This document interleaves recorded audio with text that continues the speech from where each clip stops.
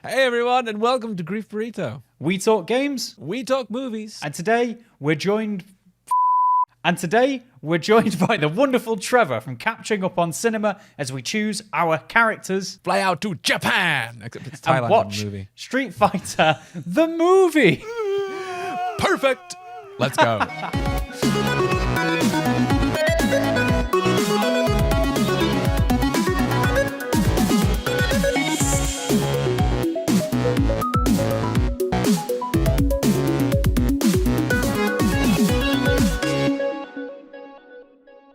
Folk got weave doors ready in the back. Hello everyone and welcome to episode 107. Is this 7? My name is Harrison. I'm Jordan. And I'm Trevor. You may notice that we've got Trevor over there. Thank you very much for diving on in. Yes. Are you feeling hype? We also said last time that we were together that we were getting you hype, and I've noticed you've continued the hype train throughout your new episodes, Trevor. Oh yes, I am the apex of hype in this moment. Nice. The hyper fighter, I hope, almost. So, I mean, if any of our listeners are unfamiliar with your show, you are the host of Catching Up on Cinema, which is one of my all-time favorite movie podcasts. And I'm not saying that just because you're here and just because people are listening. I genuinely listen to your show every single week, dude. So thank you for coming on. I love it. I'm so ready. Definitely Thanks one so of much my for the weekly kind drivers words. as well. Hell yeah, man. Hell yeah. After the In Bruges episode, perfection. Yeah, that was a Cheers. fun one.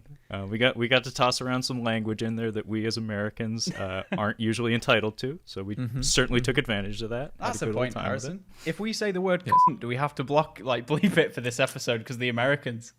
I think we do. Yeah, okay. Does On anyone three? want to get 1, 2, any 3. cunts out of their system? Hang on. Let's all have a big collective on 1, 2, 3, and we'll say it on 3 like Jordan's weird thing. 1, 2. Nice. There we go. I love how you Got went for the our Irish. Yeah, I got the echo chamber thing in my headset, so it came out a little e.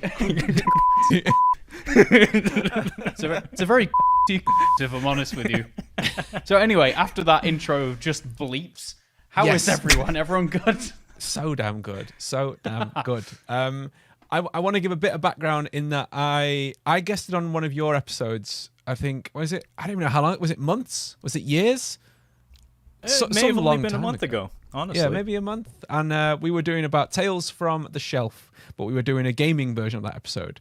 And you titled the episode a crazy bundle of words that I can't. What was it called? Can you remember? Super Turbo Champion Edition plus Alpha, I believe. That's it. That's the one. Which is very Street Fighter. It is. And that was why I was like, there is no better person to get on to talk about our Street Fighter movie than a giant movie buff who also has the poster of M. Bison we just found out literally behind him on the camera that you can see over there. So we thought, we're going to talk about the Street Fighter movie. So we watched it this time I watched it for the first proper time this week in a watch party with a load of listeners. I am planning on doing this again next week. We're going to do Masters of the Universe, which I also haven't seen. So looking forward to that one. If anyone wants to join in, look for the Discord link in the episode description. It'll be down there. Trevor, with you being our guest, where did you first watch this film? And what were your first thoughts, if you want to give some first impressions? Well, I was born in the late 80s, and I have an older brother. So Street Fighter was kind of a big deal in our household. Like I was raised with an NES in the household, and we graduated up to a Super Nintendo. But Street Fighter 2 was one of the first games that got brought into the home. Cool. And you better believe we played the shit out of it. And of course, having an older brother, you come across that situation where there's certain moves that are clearly written in the instruction manual, but you're like 4 years old and you're too lazy to just crack that open to actually learn how to play. You just want to jump in and do it. And of course, my older brother would just not teach me every move in the game and beat my ass with the Tatsumaki Senpukyak with Ken and Ryu just over and over and over and over again. But, in 1994, when this movie came out, there was a lot of hype behind it in the States. And I think we had a subscription to like GamePro or Game Players, one of those magazines, if not both. And there was like tons of articles about the making of the movie, and a lot of people were sending in like fan submitted like art drawn on envelopes, because wow. that was a thing that used to be done in game magazines back in the day. You'd actually send a piece of art on the envelope itself, and then they'd print it in the magazine. And people were sending fan art for a movie that technically hadn't even dropped yet. But that just shows you how hyped they were for the movie. And the first time I ever saw it was on VHS. I didn't get to go to the theater because I was a little bit young, I think. But yeah, I think the family rented it and we watched it. And honestly, it was at the time a little bit of a fart in the wind. I remember really liking the Godzilla reference at the very end because I'm a Godzilla fanatic. Yes. And As as a child, that meant quite a bit to me that they would do that. Yeah. But on the whole, like, the movie didn't really resonate with me. Like, it barely registered with me as a Street Fighter movie as a child. But I do remember being really hyped for it. I'm not surprised that it barely registers as a Street Fighter film because I don't think there is a street fight in this entire film. No, they're all indoors. Most of them in corridors. Car. Yeah, yeah, exactly. No one punches a car. Yeah, Yeah, I and love even that in the level. prison yard, that was dirt. That wasn't really technically a paved street or anything. Wasn't it a street with Vega with his shiv made into 3 blades? Yeah, the bamboo shiv. Yeah, I love that. Arts It's and hard not crafts to in find prison, one man. blade. Where did he find 3 blades in prison? That's just like nicking it from That's all a the other very good inmates. point, Oh, fuck it, actually, mate. thinking about it. Just like we could make 3 knives out of these. And he's like, no. I can make something infinitely worse. I can make something that will break the first time I swing it and miss with it. Clearly never been to prison before. Clearly. No, obviously not these hard English prisons we get over here.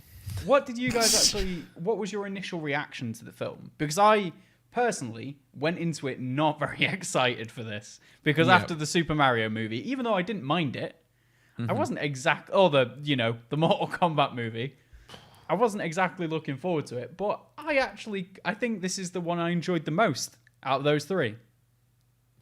That's quite a statement, I will say. Like It is, yeah.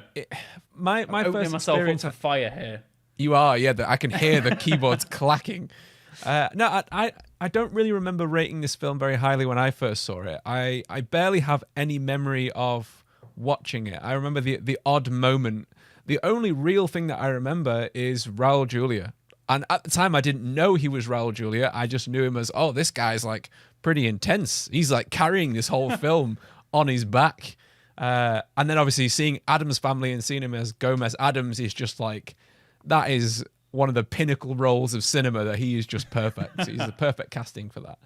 But going back and watching this with a group of people, like a watch-along kind of thing, made it infinitely better and made it absolutely hilarious because we had voice chat as well. So we were all laughing along. We did it through Discord. The funny parts are funny because they're so not funny. They're like so bad that it makes them funny. It's like awkward humor. And the serious parts are so bad that it makes them also hilarious. I just loved it. I really did. It's one of the game films that I've definitely enjoyed a hell of a lot. But watching it alone, I don't know if I would have enjoyed it as much, if I'm honest. What about you, Jordan? What did you think going in? Again, I'd never seen it before, actually. I should probably mention this. This is the first time I watched it, and I watched it part last night and part today because I was knackered last night. So I was like, I can't deal with this. Too worn out from all that beautiful cinematics going on in front of you. Exactly. But overall, I thought it was actually in parts really well written. Like the comedy writing's actually really well done. You can tell some amount of care and attention actually went into parts of it. But I can completely understand why people wouldn't register it as a Street Fighter film because it feels very much like it could have been retconned. I don't know why there was drug lord talk. I don't know why there's a United Nations-esque it's a war film. It's a war film. It is legitimately a war film, like a guerrilla warfare film in certain parts. I'm like, what the fuck is this? Do you know who wrote this, Jordan? No. Do I want to know? It's the guy who wrote Die Hard and Commando with Arnold Schwarzenegger. I have not seen either of those movies. What? You get right the fuck seem off like- this podcast. Trevor's joining now. Whoa. It's like, And not after it's been tarnished with this guy who's not seen those movies. yeah. No, he had quite a writing past, but this was his first directorial debut, wasn't it? Is that right, Trevor? As far as I understand, yeah, it's Stephen E. D'Souza. That's him. Who, as Harrison said, wrote those two, gigantic action films from the 80s. Die Hard in particular is a very clever action film, so that would explain why some of the wit is present here. Commando is a comic book film. Like, we're going to be reviewing that next week for nice. Catching Up on Cinema. And part of the reason why we're reviewing is because we're talking about action films, and I think of it as like the prototypical example of what people who don't know Arnold Schwarzenegger's films think they are. In actuality, it's kind of isolated in his filmography. He doesn't have that many movies that are like Commando, but some of the characterization and some of like the schlocky, like winking at you moments in this film in Street Fighter feel like Commando. Like I hadn't thought about that till now, but it has that larger than life, like almost like G.I. Joe quality to it. It does, yeah. I mean, like thinking of that, saying that, taking a slight divergence there with Commando. Commando is like the first section of Predator. Yes. Until another sci-fi film like edges in on Predator, and it's like, oh no, now we're this kind of film. Now we're like a weird slasher in a jungle. But yeah, I can see the similarity there. I just think it's a surprising film in the tone that they went for with the comedy elements. Like, if you were to think Street Fighter, I wouldn't think to make a film like this. But I don't really know any other way you could do it. Like, Jordan, if you were going to make a Street Fighter film, like, how would you even approach the story or like all the characters? Because they're all very flamboyant and out there, aren't they? They're not like easy characters to write for. I quite liked the intro to Vega in this. He was the most similar to the games character there was. Yeah, I think the kind of like pretty boy who likes the attention was pretty interesting, and then he gets jealous when it gets taken away from him. I think that adds quite a lot of depth to the character when it shows that. Yeah, there's that one little sudden moment, wasn't there, where he was like, yeah, she wants him. He's like, I'm hurt. And then, I like that. I thought that was really interesting, but the rest of it is quite, one-dimensional. As interesting as they try and make, is it Chun-Li? Yeah. And I forgot the boxer's name. Balrog. I never really Bison. played Street Fighter much as a kid. Because I was born in 95, so I was playing Tekken. That was like my first fighting game series, and that's what I stuck with, really. Yeah. Yeah, Still a great fighting series. Still a great bunch of games. Is there a proper story to Street Fighter? Because it says based on Street Fighter 2, and I don't remember Street Fighter 2 having much going for it other than you're fighting people. Well, so where did this war sec. plot come from? I don't get it. Fill us in, Trevor. If you know something here, go for it. Well, the war plot is kind of alluded to in like the actual story of the games, where M. Bison or Vega. Are you guys aware of the naming situation with the boss characters from Street Fighter? No, go for it. No. Well, funny enough, we were talking about earlier the use of that word and how typically that's not something that gets thrown around in America. Mm-hmm. That stuff like that happens with games and media all the time, where there's like regional differences between products. And in the case of Street Fighter, you have the boss characters in American terms, or Western terms rather, M. Bison, Sagat, Balrog, and Vega. Sounds like we're all on the same page there. But because Balrog, the boxer character in Japan, was named Mike Bison, which is a little too close to Mike Tyson. Yeah, a little bit. The Tyson estate probably didn't take kindly to that. For international versions of the product, they kind of rotated all the names except for Sagat. So M. Bison was originally called Vega in Japan, and Vega was originally called Balrog, and then so on and so forth. But wow. Like I said, the war situation, the character M. Bison, I'm just going to use the Western names from now on. Yeah. Raul Julia's character does head an organization called Shadowloo, and he is like flexing some military might in the region of Southeast Asia. So right there, you do have an excuse to implement that in the plot of your film. But moreover, the making of this film, because it was based on a pre-existing property, I guess it was stipulated that the director had to find a way to include every single character from the games that currently existed in the plot. Like, they had to be featured on screen, with the exception of Fei Long, which is weird. They skipped exactly one character, but then again, Fei Long is basically just Bruce Lee, and we already have potentially one lawsuit on our hands. We don't need a second. Yes.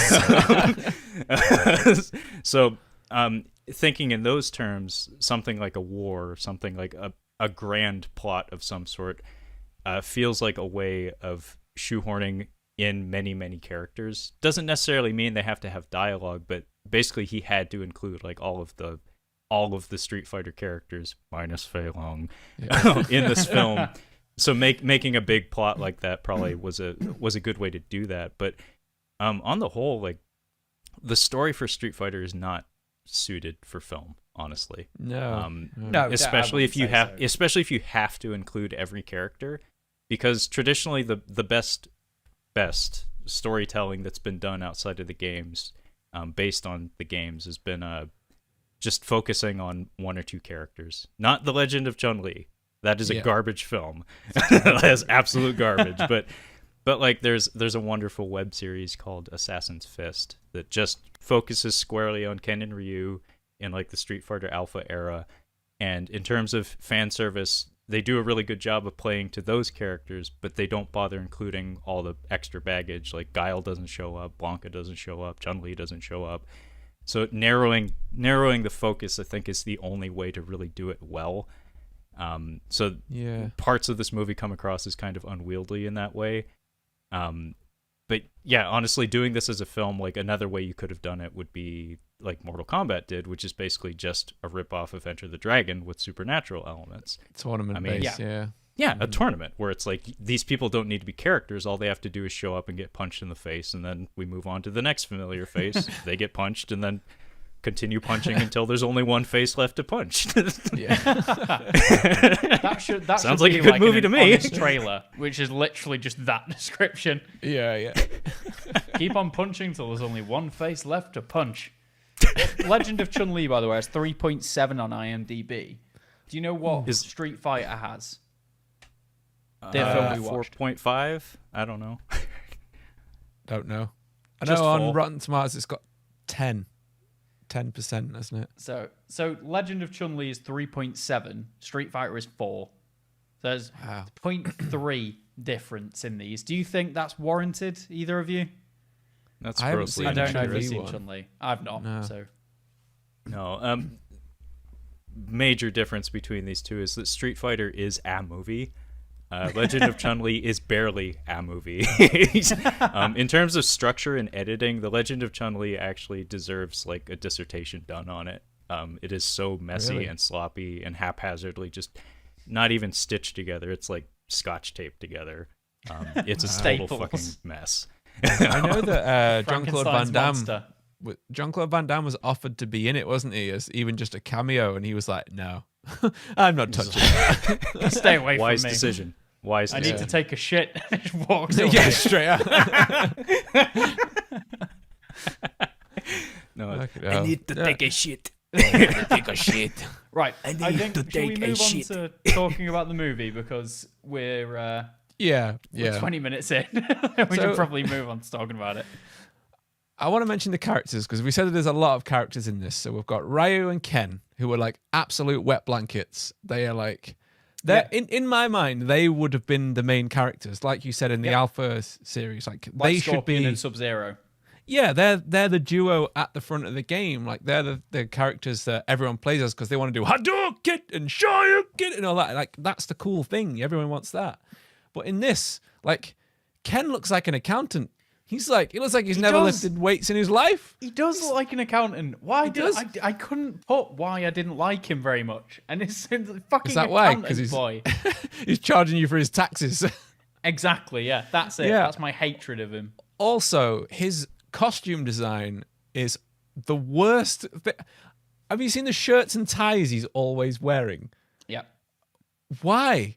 And who are they supposed to be? Because what are they doing at the tournament? I couldn't really glean that information from it. They were selling weapons or arms dealers, or wannabe arms dealers, right? They were selling Nerf guns. They had fucking foam he didn't balls. know. They were meant to get the money and then fuck off. And then they'd have the money. They've swindled Sagat out of however much money there is. And then, they have like a Robin Hood thing going on where it's like they're swindling bad people. So the ethics are exonerated in some ways, where it's like you're doing a thing that normally would be bad, but you're doing it to bad people. So I guess that cancels out or something. Yeah, and that's supposed to be like their teaching moment or something, like their epiphany towards the third act of the film. As far as I understand, they do mention that they trained together in some form of martial art. It's all glossed over in the movie. They had what was it? They had a sensei or a master or something like that. Yeah, a master is mentioned. We don't get any more detail than that. That's it. Just based on how the performances play out, you can tell that they call him Ryu, by the way, which was a source of debate on every playground when I was growing up. Was in Japanese it would be pronounced Ryu. But in the States, most people call him Ryu. And to this day, it's hard to flip your tongue into Japanese mode, so I understand why people would just stick to Ryu because they've been saying it for decades anyway. But they do actually explicitly say Ryu, so somebody approved of that in the script. But just based on the performance, just like, haha, I was fucking right, and just like shouting. Well, I'm sure there was a Capcom executive on the set that heard that and didn't object to it, so maybe they fucked up. I don't know. Maybe they got too fired, busy but doing cocaine like the rest of everyone else who made this movie. Well, like Van Damme, rather. If he left any behind. Yeah, every movie like this, you can tell that everyone who was on set was doing lines and lines of cocaine. Any video game movie. Yeah. Bob Hoskins was nose deep. Just his nose stuck out. Yeah, he and Leguizamo apparently were getting smashed every day on the set. Yeah. I think Dennis Hopper was sober at the time, though, so he was kind of pissed at both of them. He was, yeah. I know that Jean-Claude Van Damme was allegedly spending $10,000 per week on cocaine during this film.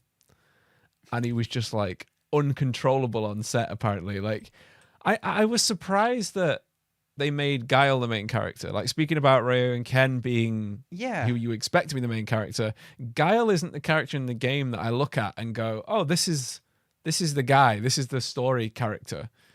But I think it's just because they were like, well, how do we find a big actor for one of these roles? And we've got the all-American hero, so that's who we're going to be the main character. But then why did they choose Van Damme with that accent?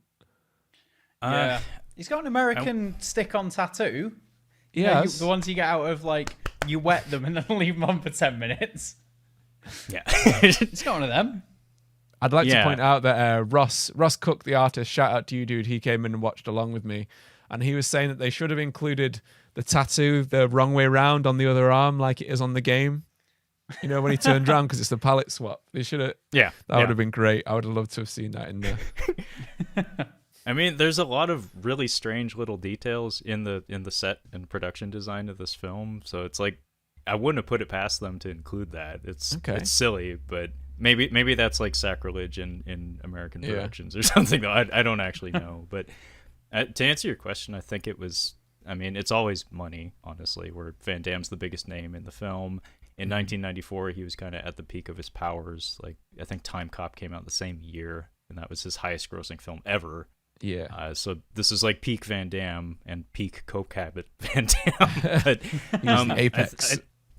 I think in terms of presenting the film to like international audiences, i.e. mostly American, because that's like it was a different era of Hollywood.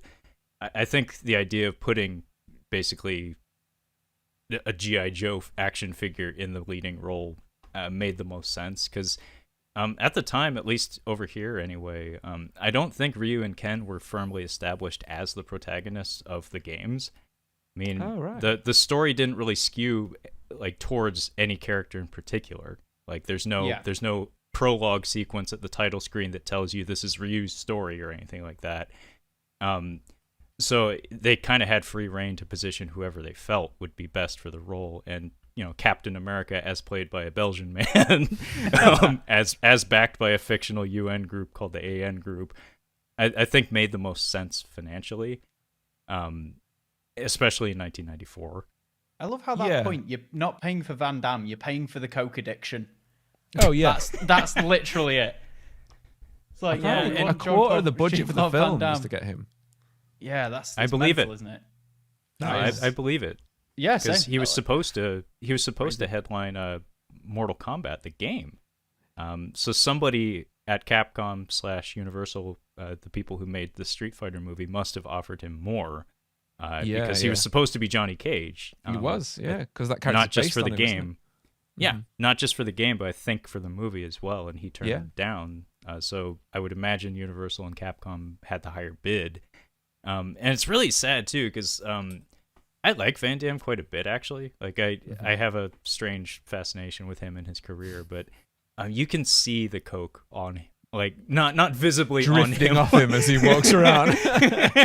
He doesn't like just a have like fine a wispy cloud hanging over his head, but in his performance, like a telltale sign of maybe a production that had some form of issues or was mismanaged to some degree is oftentimes like bad audio. And a lot of his lines in particular are ADR'd. Oh yeah, there's tons of ADR. Yeah. He must have had like mush mouth or something. Like he stumbled over his lines or wasn't legible or clear with his speech or something. Yeah, I was gurning from all the coke. That's why I want to get back in my boat. Kick that Van Bison's ass. I'm going upriver. Upriver. We can't muck that. I mean, it's the collections company. Bison, you're off the air.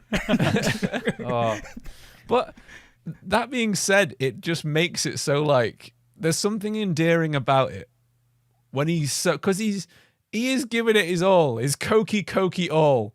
Like, no, he gets through that speech. Like he does get through that speech, and he does it. He delivers it with verve. And one thing that I think JCVD's always been underrated for is his sense of humor. He has a self-deprecating sense of humor that not every action star of his day had. Steven Seagal. He's a master. He's a legit master, don't you know? This big beard of everything. Yeah. Of your soul. But in JCVD's case, he's able to laugh at himself and like just the utter silliness of some of the situations he's in. Like that comedy beat with the knife. It's very Indiana Jones like in some ways, but like he does kind of sell it with the body language, and he does. Like even though he's all coked up, he showed up to try. Like he showed up to play a little bit. Even though he's coked up, he's a trier. God loves a trier. Is what we like to see. God loves a cokey trier. He loves them the most. Yeah, exactly. He does. They get through the Bible so fast. They try really fucking fast. So, with this, then there were a bunch of scenes that really stood out to me that had really good comedic timing. Yeah. So there's a bit where Ryu and Ken, I don't know, they show up to speak to Sagat, and Sagat offers them like, would you like a drink or something else? And the women who he's obviously propositioning for Ryu and Ken come out looking really happy, and they say no. Like Ryu and Ken say no, and the women look genuinely upset. They're just like, I was looking forward to that, and they walk away. I just thought the timing was perfect because it hangs on them for a second. Yeah, they're just full on looking like, they look nice, and then they just walk away. So that's amazing. Well, I mean, the one guy looks like an accountant, and the other guy just looks like Bruce Lee, vanilla ice cream cone, but Asian guy. Like he doesn't have a whole lot of personality in this film. He doesn't. No, they're completely bland. In that same scene, there's also another good comedy beat, and there are some good comedy beats in this film. In particular, from Kyle and I on Catching Up on Cinema have really tried our best to put like the magnifying glass on this guy because he's underappreciated. Andrew Brynjarski plays Zangief. Oh yeah, he's great. Yes, he's my favorite character. He's maybe the best part of this whole film, but we will get to him. We will spotlight him, but the most of the good lines go to him is what I'm trying to get at. But in that same scene, there's a really great bit where there's a recurring element of the production of this film where there's a lot of PA announcements that are somewhat comical. It's kind of like out of Airplane or something, the comedy film, where it's like delivered in a very delivered in a very pleasant tone. But then they're like referring to like, oh, destruction to the base will be repaired in approximately 18 months. They're like talking about like employee pension plans for Shadaloo and stuff like that. But Sagat in that same scene has like a line about like, in this city, nobody tells me what to do. And then a PA announcement's like, curfew's at 7 p.m. Go home or you get shot. It's like, I guess they do sometimes, Sagat. So good. I was baffled by the relationship between Sagat and Vega. Are they a couple? I mean, they're pretty tight with each other because they do have a nonverbal understanding. Like they just pick up on each other's psychic emanations. They just nod at each other sometimes. And there's a particular moment in the prison that really makes me think that there is. Not that there's any problem with them being a couple. I'm all for whatever the hell you're into. Go for it. There's a moment where Sagat is leaning against the wall, looking, tough and angry with one eye. I know exactly what you mean. Do you remember? And Vega's leaning with his arm over him, like, hey. And it's like we were laughing on the stream. Harrison. It's what? He's covering the rear, keeping him safe. Really covering that from rear. From anyone attacking from behind, I suppose. Best way to cover the rear? Fill the rear. That's his route that he's going down. But there's just like, we were laughing because it's like, we could imagine Sagat, because he's so close to his face, just being like, Vega, you're really close to my face right now. He's right there. Yeah, I just think that they might be. And I think that was a nice touch for them to play that in and then never explain it. Was the eye patch on the side that he was leaning over, though? Because he could have just been like, oh yeah, I think it was. Oh my god! I need to he may not have been able to see him. Yeah, no, he had no peripheral vision. He couldn't see. He couldn't see him. What the fuck? It's like, why is the left side of my face so warm?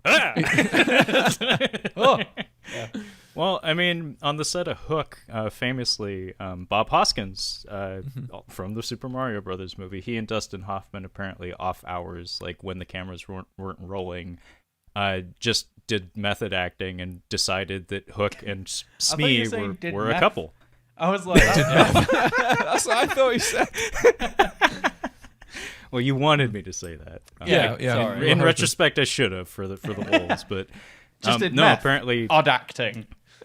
I mean, I could totally see Wes Studi and whoever the fellow who played Vega doing something like that. It's just like, we don't have any material to work with here. Let's just have fun with it and be really cozy with each other. I like that. Yeah, man. So what were you saying about Bob Hoskins and thingy on the set of Hook? Dustin Hoffman, Smee and Hook, they off hours like continued playing out the characters like method and basically treated themselves as like a couple. Where it's just like Hook and Smee are a gay couple, and that's their dynamic, and we're going to put it on the screen. And if you object to that, that's how we're doing the performances. So, it's there if you look at all. Apparently, not everybody was happy with that when they were shooting it, but if you ask me, both of those performances in that film are the highlight of it. Wonderful. That they're dynamic. Or it's like, Smee, stop me, Smee, stop me, don't stop me, Smee, stop me, Smee. The two of them are great in that film. The rest of them, I'm not so sure. Yes, I know you've never seen it. That's definitely one that's on the list. We'll add that to the stream list. Because that is I know we're diverging massively, but that is a great live action version of Peter Pan. Like, incredible. Speaking of Mario, Bob Hoskins, there's a guy in this film that looks quite a bit like Bob Hoskins. Who is in the lab. I know who you're talking about. Yeah. Big Ron. We titled him Big Ron. Big Ron. Big Ron. He looks a fair bit like Mario. He does, yeah. He does look very much like it. And every time I saw him, I was like, hey, it's Mario. And I was sat on my own. I was sat on my own in my bedroom. Like, hey, it's Mario. And I was like, Mario. No one's here to see this. And I was like, hey. Like that DiCaprio meme where he's like, at the TV.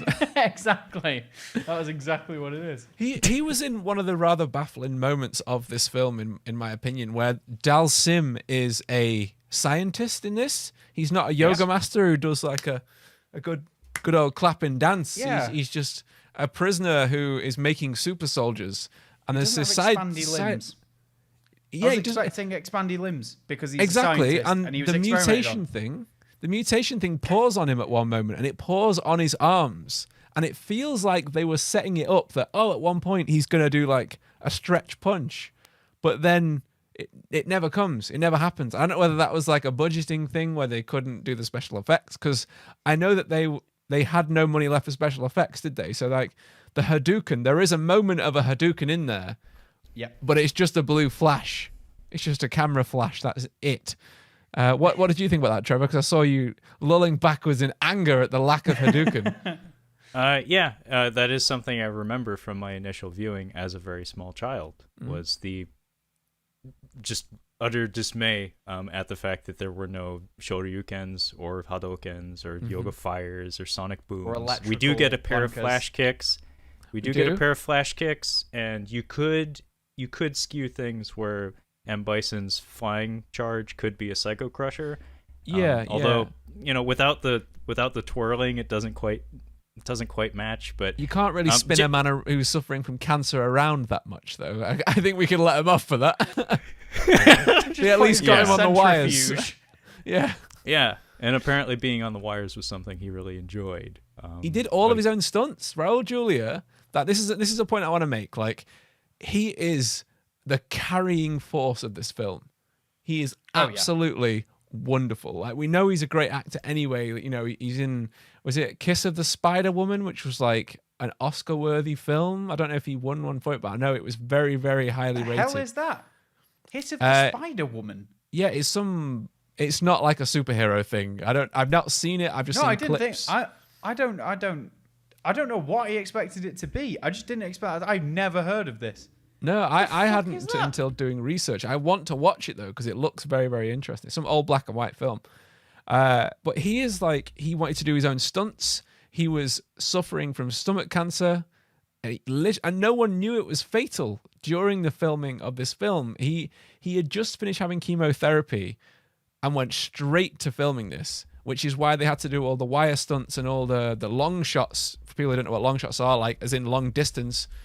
So you couldn't see how thin he was, because if you look at some of the interviews from the early footage, he is very, very thin. He looks very frail. And then they shot all the close-up shots and dialogue at the end of the film, so he had time to put weight on to look somewhat healthy again. But there are moments when you see that he does look very, very thin. But the fact that he could pull it like that, to put that much effort into a role while being that ill, is so impressive. And like, this was his last film, wasn't it? This was his last film that he made. And a really heartwarming thing is that he made it for his kids, and I think that was probably why he put so much effort into this role to make something so amazing.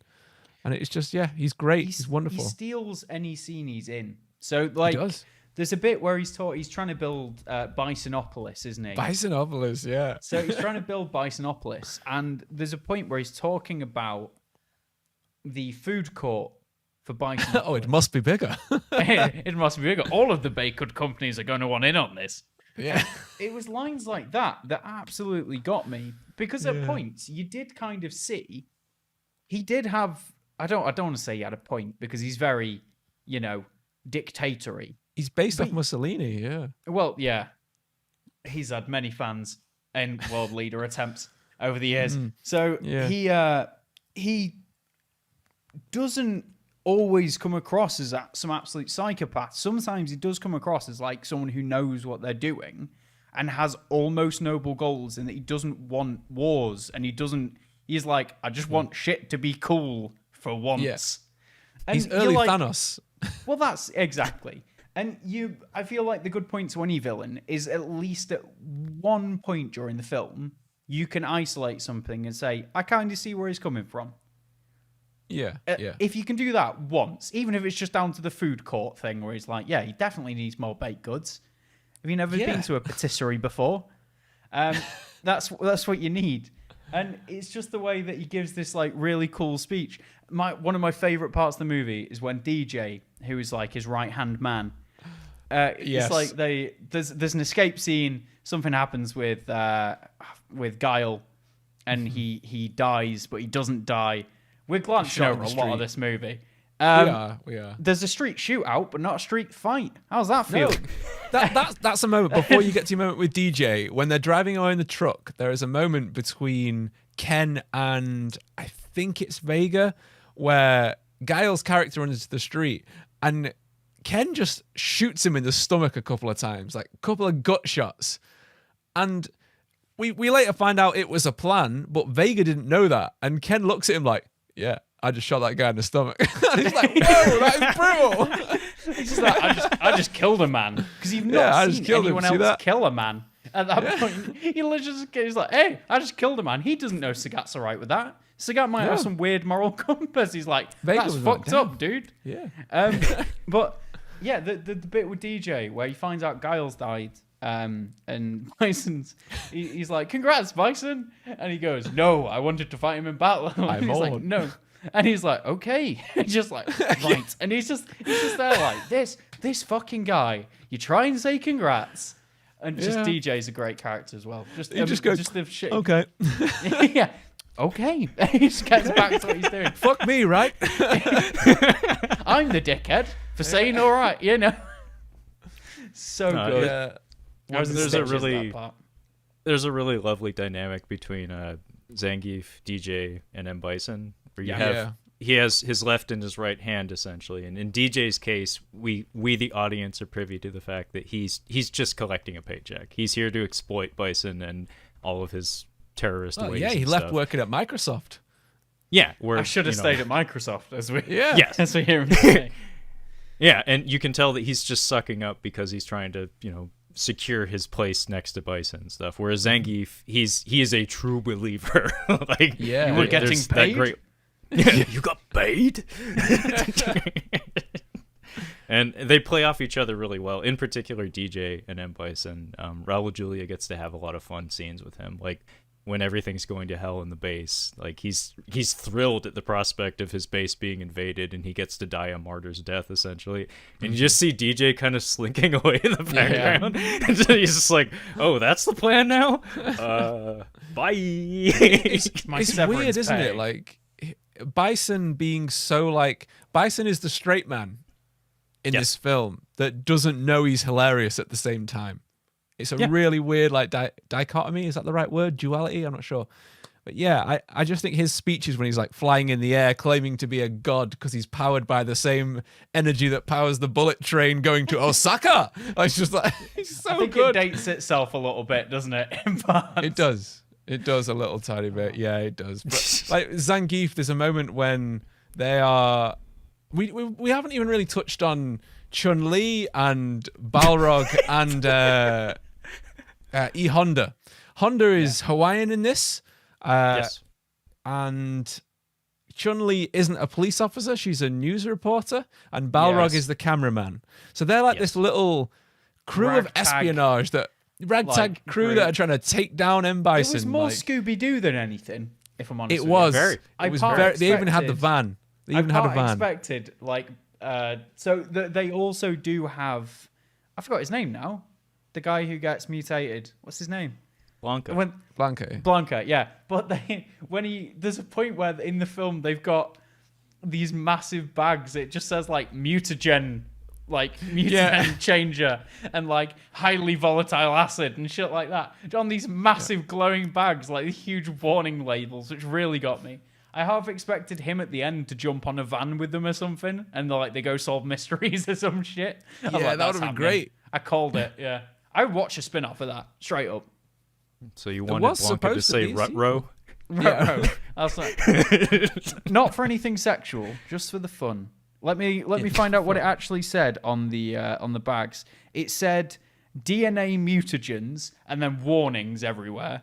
And I don't know more detail there. There's one more detail there that's actually really fun about the production design. Is on those bags it says Bison Labs, and that's a really cool element of the production design of the movie. Is that his skull motif that's on his hat, like Dalsim's chair, like his lab chair has that as the backrest, and like his branding is everywhere. It's very like Spaceballs, even on the straws. Yeah. The swirl straws where and the he gets drinks. Changed behind the I forgot what they're called, the screens. I swear they've got a fancy name. He gets changed behind the screen. Oh, in the his room bedroom. divider. Yeah. With where Chun-Li's in there, and he changes out of his armor suit into his velvet suit, and then he puts on his velvet hat. Puts on his bedroom hat. To take a line right out of Addams Family, it's Uncle Knick-Knack's summer wardrobe. It's an Uncle Knick-Knack's winter wardrobe. Honestly, part's like Uncle parts Knick-Knack. like that. I feel like the good characters are nowhere near as interesting or funny as the bad characters, because like I've said, like, not Sagat, the other. I keep getting the names mixed up. I keep having to think back to Wreck-It Ralph to remember Zangief. So Zangief is my favorite. Think character. in visual terms. Yeah, Zangief's my favorite character in this movie by far, especially down to the point where he's walking Ryu and Ken after they've somehow managed to weasel their way accidentally inside of the organization of M. Bison. They're walking through like the training /shower/locker room, and it's like, hey, nice, like your uniform, nice hat. And they're just like pointing towards, and he's just really happy to be showing them along, like some fucking big moron. I love him so much. He needed more He's a screen meat time. wall. He's a wall of meat with He the is, IQ of a like- wall of meat. He is. He's a wonderful character, and there's It's got the body of a dog and the head of a dog. of a dog. There's a moment that I wanted to mention when the TV crew, made up of Chun-Li and everyone, suddenly perform a circus act. That have they performed this? Like, how do they know how to do magic? And they are rolling a truck into the tent where this act is happening. And the truck shows on the TV rolling down the hill, doesn't it? And Zangief goes, "Change the channel." Yes. I like. It's one of the best Such lines a in good the movie. line. So much fun, this film. We Yeah, be I running through this film in like order of things that happened because we have fucked this royally. know it's just so much fun It's to how this talk film about. feels, though. Like the film, the way it starts, you're just suddenly in a war, and you're like, "What is this? What's happening?" Like, Yeah. you're as thrown into it, like as you are, I suppose, with the game. You're just thrown in at the title screen, select your character, let's fucking fight. You know, like we're ready to go. Like, there's nothing that Let's sets fight you a up really for this. multi-billion-pound war is what we're Yeah, going to do. yeah. This kind of is pretty comparable, I suppose. Well, 20 Actually, billion. I'll push back on that just a little bit because like editing is something that I really key in on, like even in bad movies, especially in bad movies, Yeah. honestly. And the first 5 minutes of this movie are actually kind of remarkable in how tightly it brings everyone up to speed. Where it's like we get like a news broadcast informing you. It's like, hey, newsflash, war in Southeast Asia. Hey, here's M. Bison. Hey, here's Chun-Li. Hey, here's some prisoners. A couple of them get killed. Hey, one of that guy's going to turn into Blanca. Oh, hey, there's Jean-Claude Van Damme. He's the reason I bought my fucking ticket. Oh, he and Bison have beef. Now I know who's the good guy and who's the bad guy. And that's all in the first 5 minutes. It's fast. It's very Yeah. It's fast. very fucking fast. Only problem is the game comparison. Like you said, pick your character, start fighting.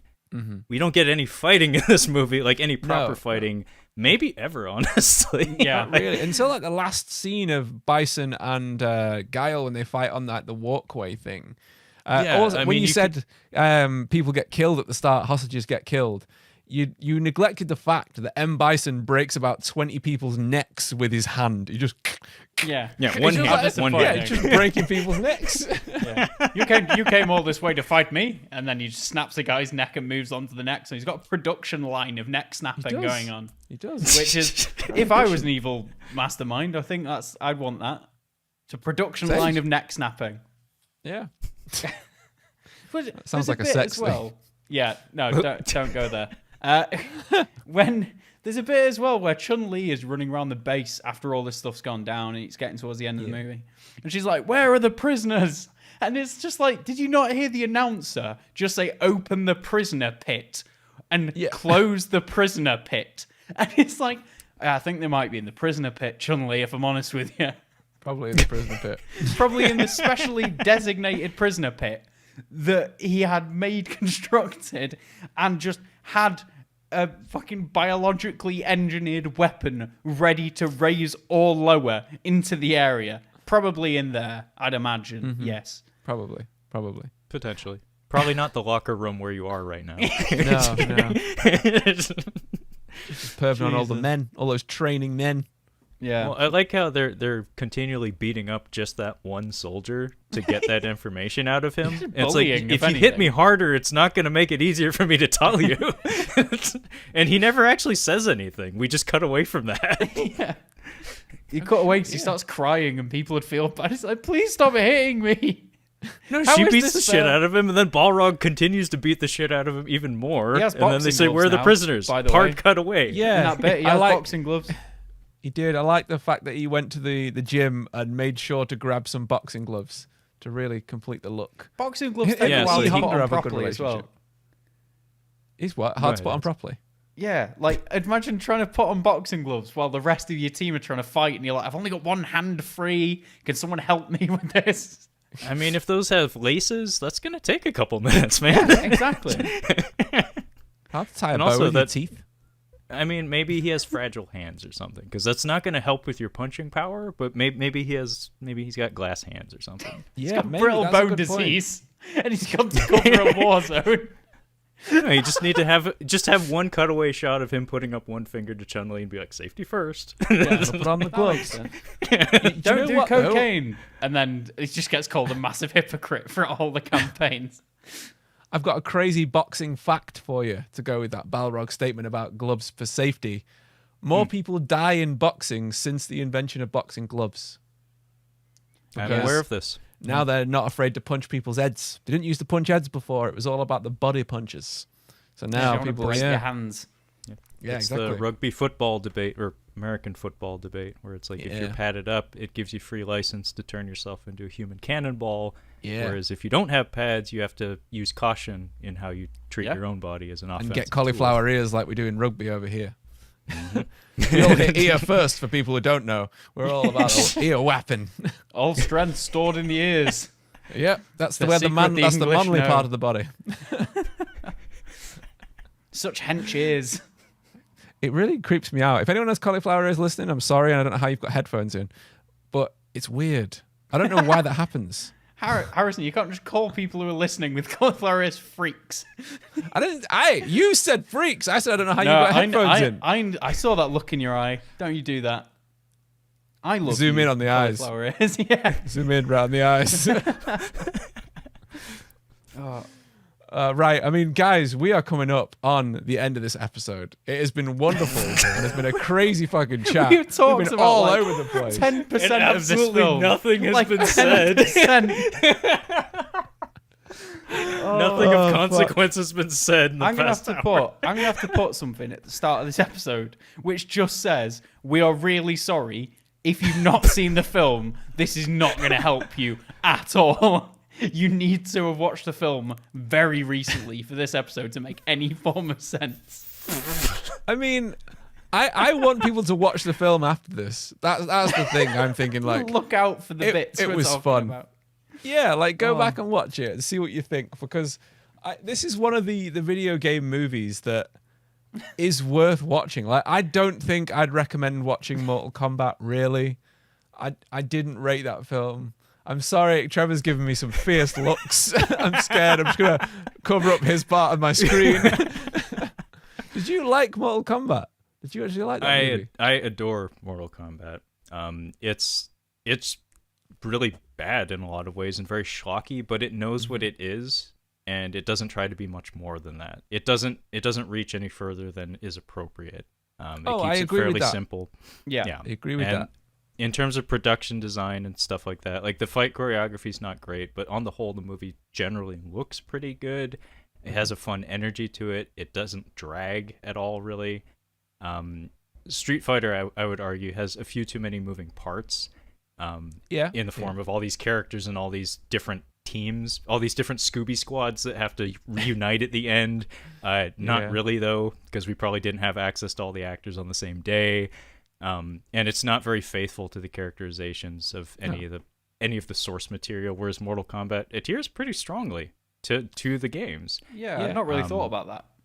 So I give Mortal Kombat bonus points over Street Fighter. I actually do enjoy Street Fighter quite a bit, mostly for Raul Julia and for the cleverness that Harrison had ventured early on, where it's like the script is a lot better than it really needed to be.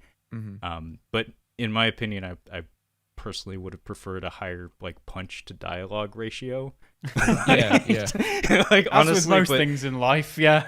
I mean, that's I've always said, if I was to ever make a film, regardless of genre, like if it's a rom-com or something, it's gonna end with a fist fight playing over the end credits. Like that's what I look for in my cinema diet. But in the case of Street Fighter, it doesn't help too that when we do finally get to punching, it's not good. Mortal Kombat at least has 2 legitimately decent fights by any standard. Like Scorpion and Reptile are both good fight scenes by pretty much any I'm glad standard. they were the 2 you said, because I completely agree. And Jordan, that's what you said as well, didn't you? You really like the Reptile fight. Reptile's my favorite. Reptile's fight in the standout for sure. But Street Fighter, you can tell none of these people really know how to move very well. The guy who played Vega certainly has some sort of steroid cycle going on. He knows how to keep in shape, keep it tight. He can do a backflip, but in terms of actual fisticuffs, he doesn't seem to be any better than anyone else. The guy, Damien Chapa, the fellow who plays Ken, is stiff as a fucking log. That when he does his wannabe Shoryuken, he just kind of like stands in place and just does a little twirl, and his face, he looks embarrassed. He looked at the still frames from the video game and posed it entirely off of that. So, pretty true to life. He's like a strawberry fucking blonde. It's like, dude, Ken in 1994 just put a fucking He-Man wig on anybody, and maybe if you really want to get technical, give him my eyebrows with the He-Man hair. That's all you have to do to make the audience be like, oh, I recognize that. That's Ken. But no, he looks nothing like him. Looks nothing this like fucking him. Guy. Like, what is this fucking guy? He has a speech impediment too, and it's a little irksome. Hey, like, come on now. You can't be kicking off at his speech impediment. You can't be doing that. No. Wait, does the actor actually have a speech impediment, or did he just put that shit in the film? He just fumbles his lines like Van Damme. Can you imagine if he was like, I was method acting. He has a speech impediment. I spoke to Capcom.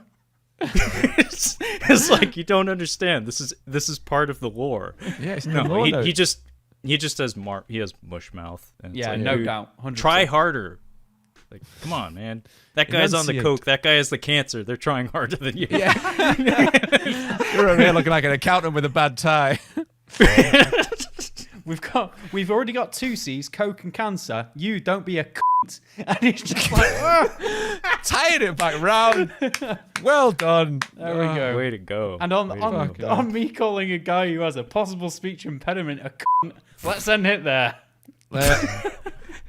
So, Trevor, do you want to tell people where they can find you on all the socials and a little bit about your show if you want to plug yourself here at the end? Yeah, absolutely. My podcast is called Catching Up on Cinema. Generally, consists of myself and my regular co-host Kyle introducing each other to films and expanding our cinematic horizons and, in essence, catching up on our cinema. You can find us on the social medias at Catching Up on Cinema on the Instagram, as well as on the Twitter at Catching Cinema. We also have a website where all the episodes are collected. It's just catchinguponcinema.com. And as far as I know, we're available on pretty much any podcasting platform that exists. So fucking Google it, including Cephalopod, although my phone is still too old to actually download the app. Damn it, dude. So, yeah. I'm gonna send you a phone.